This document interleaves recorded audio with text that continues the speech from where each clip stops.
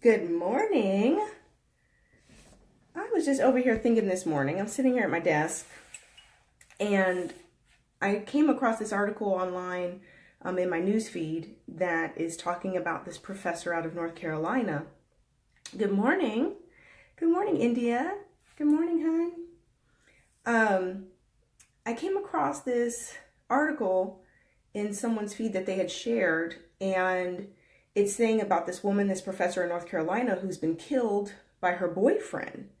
And, I'm sitting here at my desk and I'm reading this. And last week I came across an article. I read stuff constantly about relationships and women and everything that I'm, passionate about. And as I was listening or reading this recent article this morning, it got me to thinking. I say this all the time. I just shared the article on my page. Good morning, Denicia. Hi, honey. Hi, Patrina. Hey, Jean. Hi, Lucretia. So I shared this article on my page just a few minutes ago that talks about this professor in North Carolina who was killed by her boyfriend. They went to church on Sunday. He killed her like by Friday of that week. Okay. And what's crazy, good morning, honey. I love you too. What's crazy, gals, is, I said, I listen to women constantly, or women are talking to me and sharing with me. And it's like, they will say after the second date with someone, oh, he's the one, he could be the one. Oh my God, this could be it. He is everything. And I'm always like, based on what is he the one? Based on, what women don't understand. And I think, men get this a little bit more than women. Men take marriage and commitment, I think, more serious than women do, which is why you find so many men also who take their time about committing or don't commit because they're realizing they need something specifically. Hey, Lamont, I love you, honey.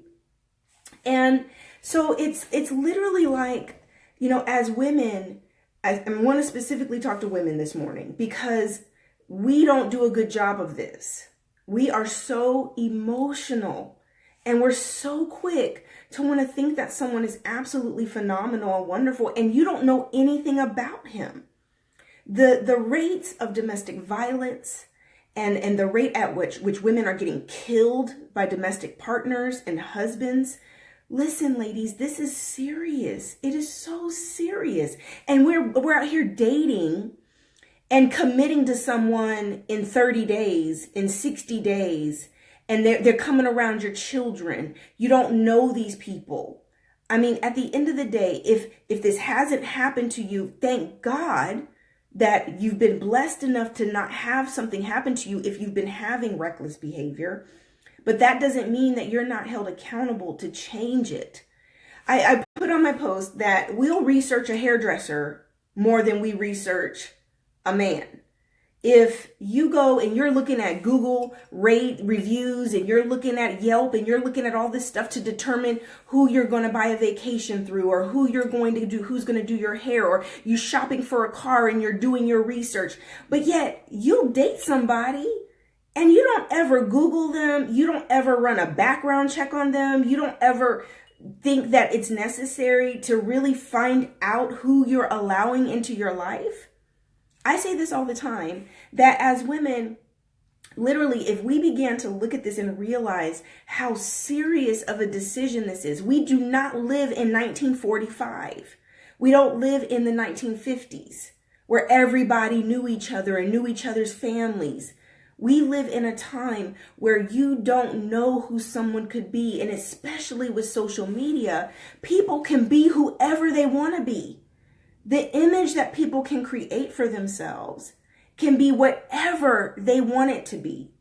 And none of it, I put a post up yesterday that said, fake, real is so rare these days. Real is so rare. Everybody's pretending to be something they're not. No one's being honest about who they really are and their real emotions, and what's going on with them. And so everyone's got a front. Everyone's faking it. And it's like, so real is so rare. And if you think about people who are intentionally lying and manipulating and creating a facade or a fake persona of who they are. Good morning, Kim. Right, exactly, Dionysia. You have to use all the resources available because there's so much out there. You have options now to learn who someone is before you get involved. And let's not even talk about diseases, right? I mean, at the end of the day, it is up to you who you allow into your life. This article, I think I got a little upset. That's why I'm on here this morning, girls, right? Good morning. Because this woman is a professor. She's obviously educated. She's obviously so, has worked hard to reach this level in her life, right? She's beautiful. In her pictures, you can see just this warm spirit. And she's, trusted this man in her life. The police are like, we have 0 other suspects.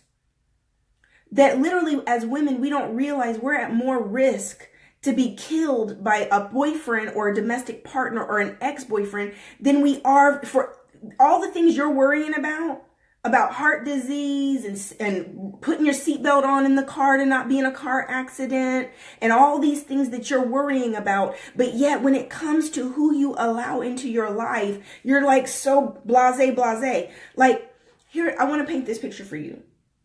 This is the way I look at it. I'm a businesswoman, right? And if someone came to me and said, I want to be in business with you, I want to be your business partner, I'd be like, who are you? And I don't know you. I'm not about to trust my money, my business, my brand, my life, everything I've worked for to someone that I don't know. Hey, Seema, it was your post, Seema, about the woman getting killed. That's why I'm on here this morning. So if I would be so hesitant about someone approaching me about being in business with me, and I would have to get to know that person, I'm gonna research this person. Who are you? Where do you come from? What businesses are you already in? Who have you burnt previously? What's your background? What's your criminal record? I'm gonna want to know everything before I put my money on the line with someone I don't know. You guys do this for researching jobs and companies you would work for. You make really, really informed decisions about the important things in your life, where your child's going to go to school, right? We make all of these really informed, smart decisions constantly. But yet when it comes to love and dating and the opposite sex, there's no due diligence. It's like, I see it constantly. There's people around me that'll meet someone within 60 days, they're talking about getting married. They're talking about moving in together. Within 6 months, they're living together. And then all this stuff starts to come out the woodwork. You start learning all this stuff about somebody. And listen, I'm not saying that all of us are perfect. I know we've made some bad decisions previously. But when you know better, you do better.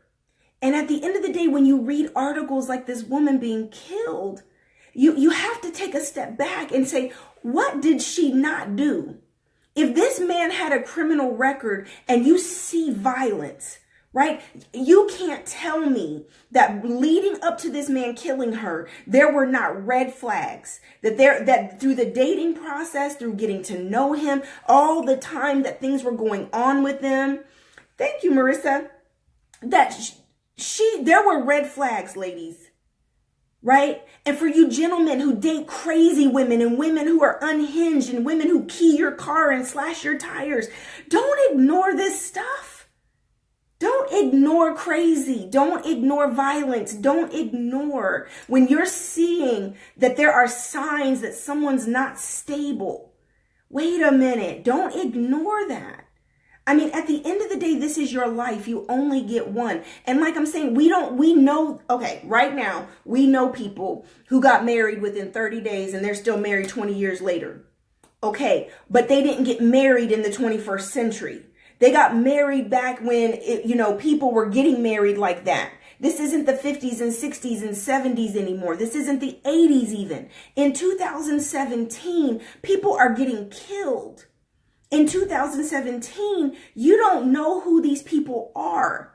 You don't know what diseases they have. You don't know their mental health. You don't know anything about them. And this stuff is bad. People are dealing with a lot. And so the consequences of who you choose are huge. Den says, I know someone who just had this happen to them. He was the one, and he asked if she was interested in a business opportunity and then asked for banking info. Exactly. People are getting scammed. There is fraud, right? People are getting hurt. People are getting killed. I mean, at the end of the day, you can't afford to be naive. You can't afford to go out here and be meeting strangers and thinking like there's not a vetting and a qualifying process to be in my life. And especially, I mean, there's behaviors we had when we were in our 20s, right? Or when you were a teenager or whatever, but we're no longer kids. I mean, at the end of the day, you've built a life. You have built an entire life that if you are not careful, you're putting your entire life on the line. Your money, your children, your safety, right? Your well-being, your security. You're putting everything on the line, your mental health. Because you can invite a cuckoo, loony bird into your life, and the next thing you know, they're talking to you crazy. The next thing you know, you got low self-esteem and feeling like you ain't nothing and feeling like a doormat. Honey, get up off the floor. You're better than that. And for men, don't let a woman put their hands on you. Stop dating crazy, violent women. Because the next thing you know, she calls the police when you finally do put your hands on her or hold her, trying to secure her to keep her from hitting you. And she has a little bruise on her arm because you finally were trying to subdue her from hitting you and acting crazy. And she calls the cops on you and you end up in jail. Because who are they going to take to jail? You. Stop dealing with crazy people. This is for men and women. The moment you see red flags, get out. Your life is worth more. You've put too much into building your life for you to take the risk of dealing with somebody who can destroy your life in a heartbeat. I got to go find my stats. I read this article last week that gave the stats. I think it was from the CDC. They literally are talking about domestic violence and murder like a disease. Like, in other words, you're more likely to die, to be killed by your boyfriend or husband than you are of like a car crash or like the things that you normally would worry about and the things you think about when it comes to your safety.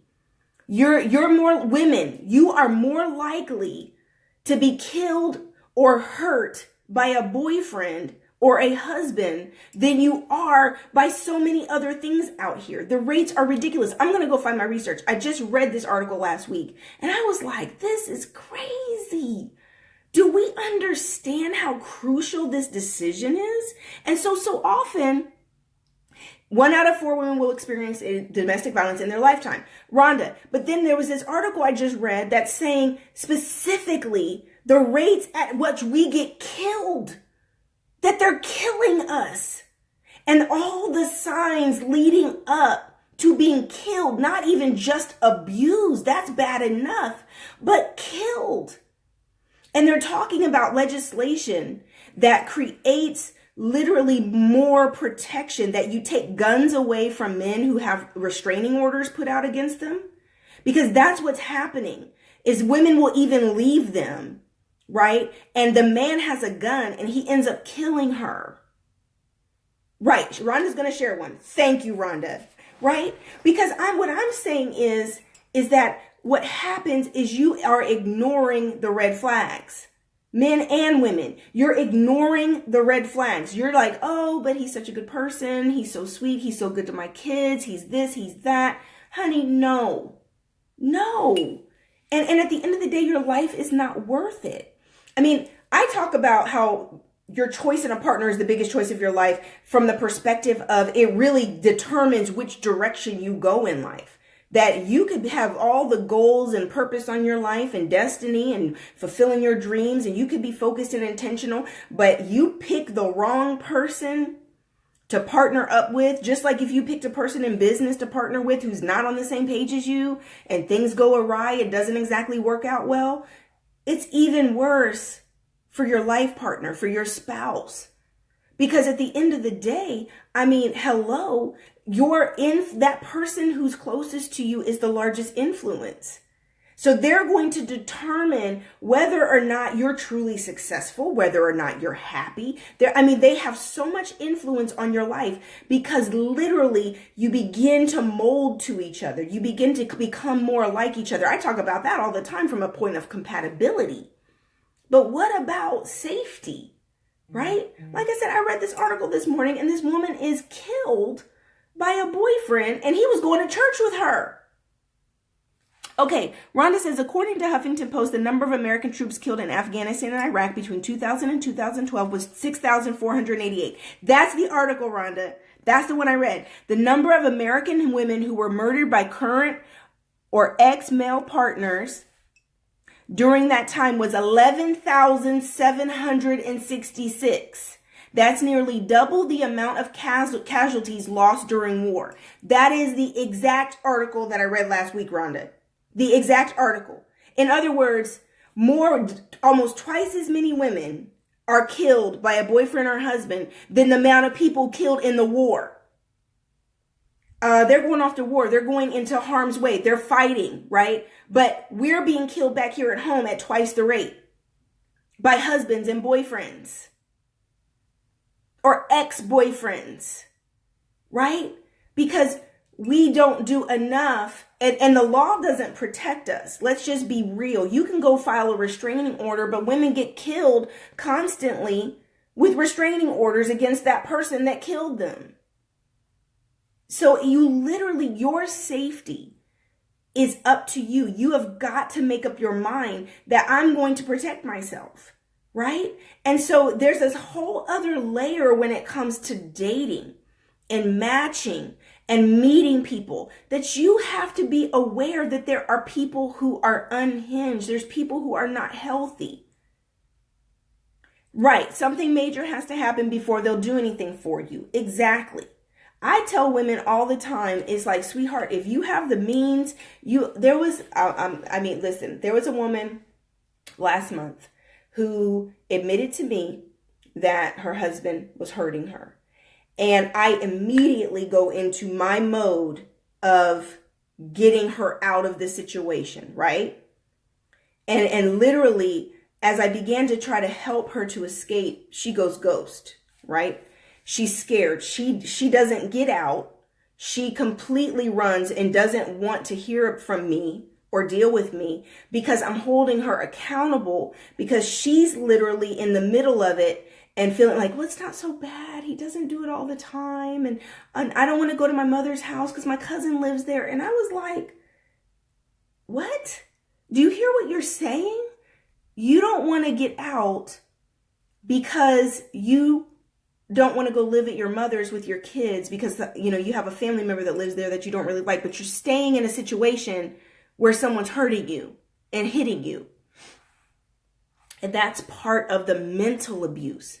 That's part of the downplaying how bad it really is, which you see so often with abuse victims, with women who are being abused and even men who are being abused. They downplay it. Oh, he doesn't mean it. Oh, it's not that bad. He doesn't, he's gotten better. It's really not that bad. And here's this woman, this professor up in the Carolinas who's just gotten killed. Cognitive dissonance. Exactly, Carlita. Over time, it doesn't seem that bad. But if that had happened right from the beginning, before she got desensitized to the behavior and to the abuse, she'd be like, whoa, oh my God, he's crazy. But because it built a little bit at a time, then she becomes immune. She becomes desensitized to it. It's not so bad. And he's isolated her and he's cut off her money and he's done all of these things in order to keep the control.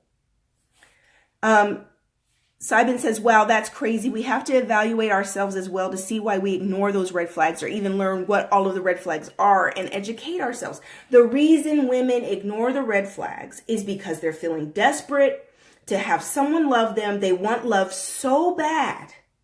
They want a relationship so bad. They want to be married so bad that the man that comes along saying the right things and acting the part, we don't do our due diligence. We take it at face value as he's a good man. And if you would have just known his track record, if you would have known who his exes were, if you would have known that, if you would have just gone up and looked up his criminal record, even if it was just misdemeanors, you're going to see signs of violence. You're going to see signs. You're going to begin to see a temper. You're going to not ignore every time he loses his temper. You get nervous. Honey, pay attention. Pay attention. Oops, let me go back. There are red flags. The main ones: jealousy and controlling attitudes. Those are excuses, but you are really afraid. A woman thinks she can fix it, but this has to stop. I'm a survivor myself. Exactly. I was with my husband for 10 years, and it wasn't until I was leaving him that he pushed me down a flight of stairs.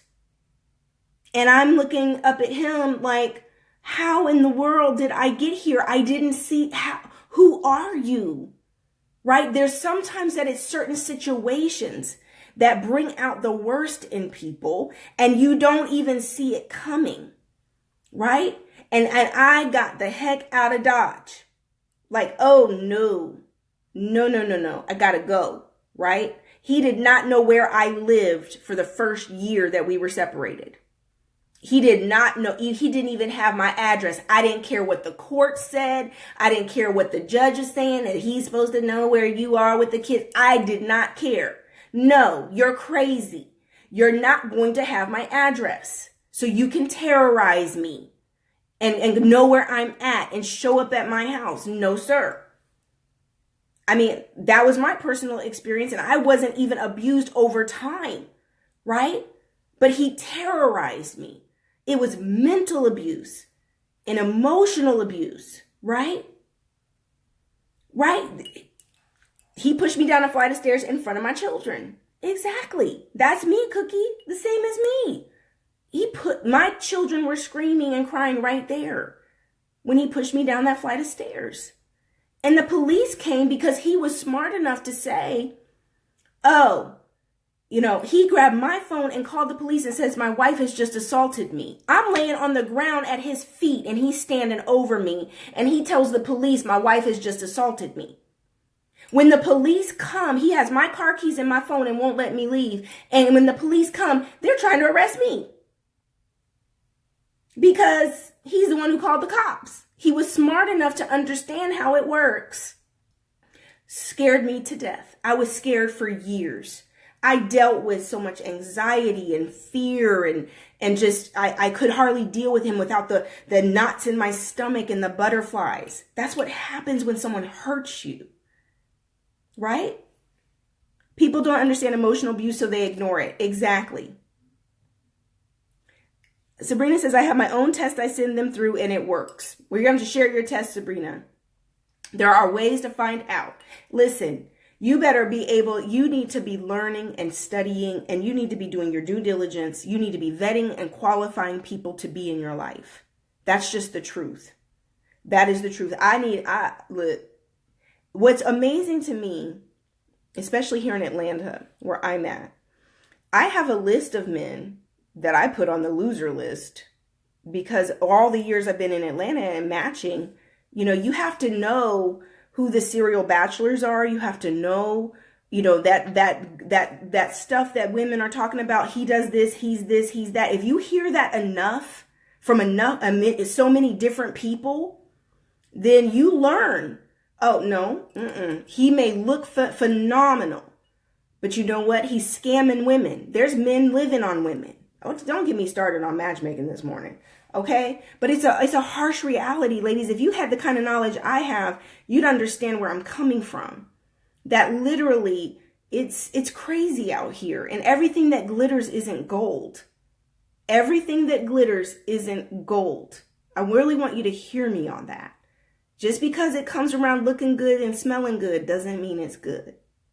So I just wanted to come on real quick this morning, girls. I read that article and I got so upset. I was like, oh my God, having flashbacks, thinking about, me being scared and terrorized and how many years it took me to get over it and to get healed and to be able to get to being myself. People don't know. And this is like epidemic levels. I mean, so many women that are in my healing classes have been abused, molested, raped. It's crazy what's going on. And it's nobody, like, people don't even like talk about it that much. Not at the levels that it really needs to be talked about. Because like I say, like 90% of the women in my healing class have been molested or raped. And I'm sitting here like, what? How in the world? Incest, that uncle, that cousin. I'm just saying, ladies, listen, you've got to be careful. You have to be careful. Don't let these men come over your house. Don't invite them over. You don't know him. You do not know him. Don't go on vacations with a stranger. You're not desperate. You don't do those things for yourself. Go with your friends, but you don't need to be going with a stranger.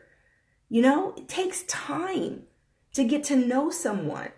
I have people who call me and tell me, oh, we're talking about getting married. They've been dating 60 days, 90 days.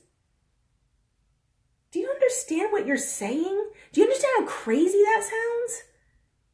That in 60 days, you can't even exercise for 60 days straight and create a new habit. But yet you will marry somebody in 60 days? Commit your entire life, future, current, everything to someone you've only known for 60 days? Right? It's a lifetime commitment. Exactly, Renee.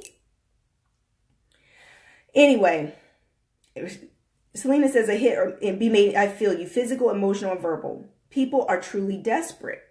And I think that desperate might even be the wrong word. Naive is maybe even a better word. I think naive is maybe a better word. They listen to people's love stories and they listen to people like, oh, we got married in 30 days and we've been married forever. We got married in 90 days and we've been married for 30 years. Yeah, that's an exception. That's not the rule. You can't govern your life like that. You can't want your love story to be like that or think it's going to go like that for you. Like, that is so, like, not realistic. I mean, you have to wait and watch. Exactly. That's so unique. Exactly, Renee. And right, men will say whatever. They know what you want to hear. And so you've got to spend enough time to see habits and patterns. It's not enough to just listen to what they say. Everybody knows how to sound good nowadays. You know, everyone knows what to say. That's why it's so hard to tell the real from the fake nowadays. Because with so many videos and so much information, people just emulate the real. That's what people do now. They learn, I just sound like this. I say all the right things. That's why there's so many people who are led astray by people. Right. Go through all the seasons with someone. I had someone close to me call me and say she'd been dating someone for 2 months and they were getting married. And she said, well, you and Carrie got married fast. I said, the devil is a lie. We dated and courted for 16 months before we got married. Just because you didn't know about it, just because we weren't all up on social media when we were dating and courting to where nobody knew about it, doesn't mean that we weren't taking our time and getting to know each other. I think a year is a good amount of time to know someone. And anything less than that is special circumstances. I don't think the majority, I have someone I know, we went to a wedding for a beautiful couple. I think they maybe have known each other 9 months. Absolutely in love, absolutely wonderful. Yeah, there's those exceptions. You know, there's those little exceptions, but 60 days, 90 days? No, ma'am. No, sir. I'm sorry. It's too serious. It's too important. You know, I don't know how long this woman, the article I posted, I don't know how long she was with him. Sounded like they'd been living together. And, you know, I just know my heart goes out to her family. My heart goes out to her. I mean, it's heartbreaking. You know, she's gone, you guys. And it's literally like you know that she was putting up with some things that she shouldn't have been putting up with. someone doesn't just kill you. You know, there are signs. There are things going on leading up to this that you are choosing to ignore. And now she's gone. I mean, that's just heartbreaking. Heartbreaking. Tishore says, I'm married after 30 days. Never again. There's no rush. Can you be friends first for a few years, then it transition to a relationship? James, good luck at our age finding somebody who's going to stick around for that. At our age, you just know when you know. I mean, that's the truth. I mean, you take your time getting to know someone, but if you're in your 40s and late 30s and you meet someone, James, you may have a hard time finding a woman who wants to stick around just being your friend for a couple years before before you pull the trigger and decide that they're, who you want to be with. Right. Most women are going to say they don't have a few years to waste. They want to live their life with their partner. They don't want to be put on hold and put in friend zoned for 3 years, waiting for you to figure out that you've got a catch. It don't take 3 years to recognize sunshine. And if she's not that for you and you don't have that sense of urgency, she's just not the one for you, period. If she doesn't create a sense of urgency within you, she's a blessing. She's wonderful. I can't lose her. I got to have her. I need her in my life. I need her in my bed. I need her cooking my food. I need her walking around my house in her undies. I got to put a ring on it, honey, because I got to have her. Got to have her. I need her in my life. No, can y'all be friends before? That's what I meant. Yeah, you can be friends before, but you still have to go through the vetting and qualifying process. Don't feel like just because you know someone as a friend that you know them as a partner. Two totally different things. You could be best friends with somebody for 15 years, but the moment you start to date them, it's something else totally entirely. You're going to realize you didn't know certain sides to them. You only knew certain things as a friend. You didn't know everything as a friend. You don't know how they are on a more intimate level. Right, exactly. You find out if you will do your due diligence.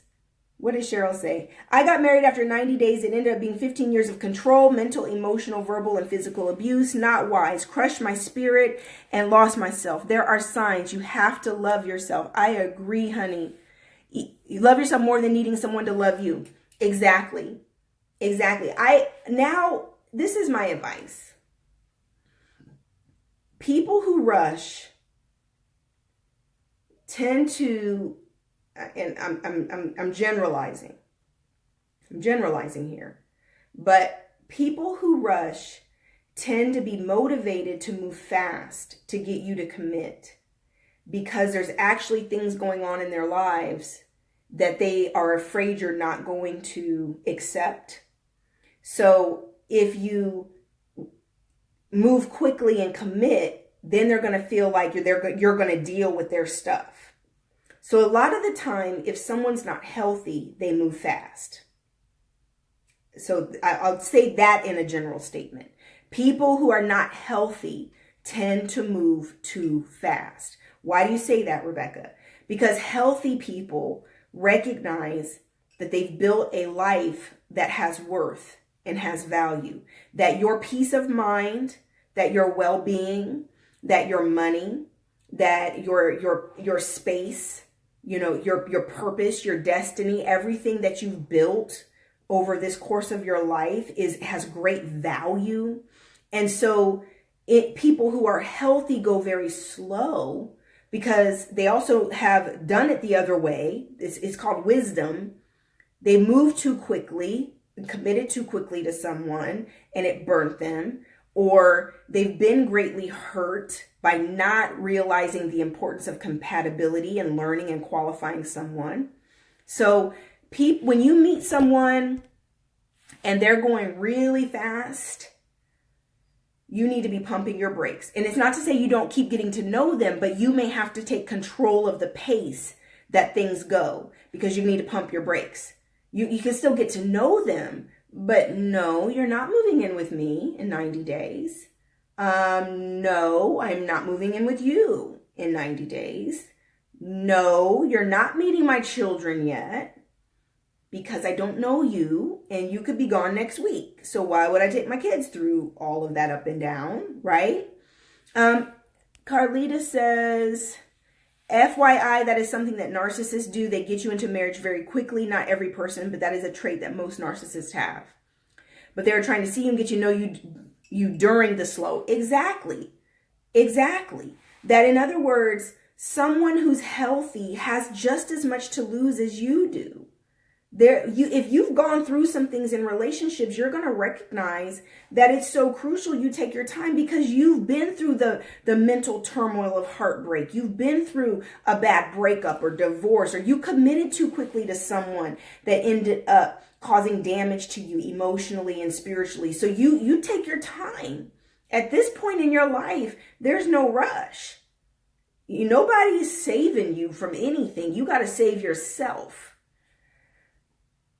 I know someone that happened to, engaged in February, married in July. The day before the wedding, he dropped a major bomb on her. He admitted that's why he moved quickly. He thought she'd leave. Exactly. Exactly. And for like Carrie and I, we both got married really young.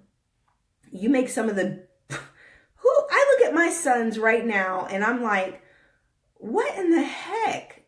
Like, he's like 23 and I'm thinking, dang, I was 18, 19 when I had him, married, at 22 or 21.